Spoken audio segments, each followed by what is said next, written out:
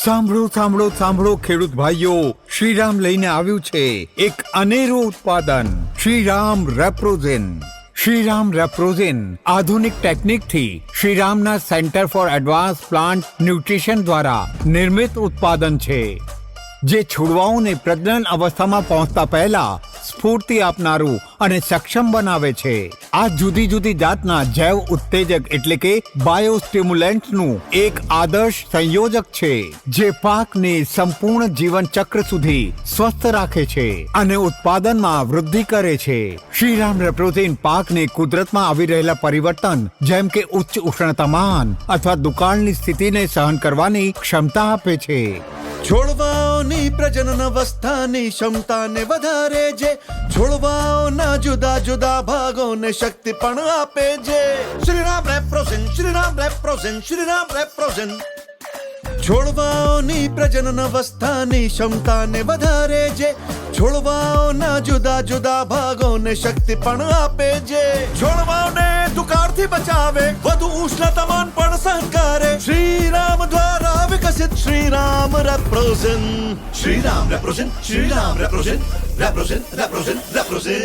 શ્રીરામ રેપ્રોઝેન ચર્ચા દરેક બજારમાં. શ્રીરામ રેપ્રોઝેન ચર્ચા દરેક બજારમાં. રેપ્રોઝેન, રેપ્રોઝેન, રેપ્રોઝેન. ઓય ઓય શ્રીરામ રેપ્રોઝેન, રેપ્રોઝેન. છોડવાઓ સશક્ત તાણની હાર, છોડવાઓ સશક્ત તાણની હાર. પાકને આપે જરૂરી તત્વો, વિટામિન્સ અને એન્ટીઓક્સિડન્ટ. માટીમાં સૂક્ષ્મ જીવોની ક્રિયાને વધારે. શાકભાજીઓ કે ખાદ્યાન્ન પાકો, ફળ હોય કે ફૂલોની ખેતી, શ્રીરામ રેપ્રોઝેન જ ઉપયોગમાં આવે. રોગ પ્રતિકારક ક્ષમતા વધે, કૂટ શાખાઓનો વિકાસ વધે, જેના લીધે ફળ વધુ આવે અને ઉત્પાદન વધે. શ્રીરામ રેપ્રોઝેન ચર્ચા દરેક બજારમાં. શ્રીરામ રેપ્રોઝેન ચર્ચા દરેક બજારમાં. રેપ્રોઝેન, રેપ્રોઝેન, રેપ્રોઝેન. ઓય ઓય શ્રીરામ રેપ્રોઝેન, રેપ્રોઝેન. શ્રીરામ રેપ્રોઝેન છોડવાઓ સશક્ત તાણની હાર. શ્રીરામ રેપ્રોઝેન પાકને આપે જરૂરી પોષક તત્વ, વિટામિન્સ અને એન્ટીઓક્સિડન્ટ્સ.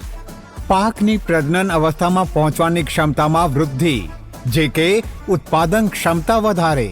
પાકને કુદરતમાં પરિવર્તન જેમ કે ઉચ્ચ ઉષ્ણતામાન અથવા દુકાળ જેવી સ્થિતિને સહન કરવાની ક્ષમતા આપે. છોડવાઓમાં ઉત્તમ પોષક તત્વોને ગ્રહણ કરવાની ક્ષમતા વધારીને રોગ પ્રતિકારક ક્ષમતા વધારે. સ્વસ્થ અને મજબૂત છોડવાઓ બનાવે.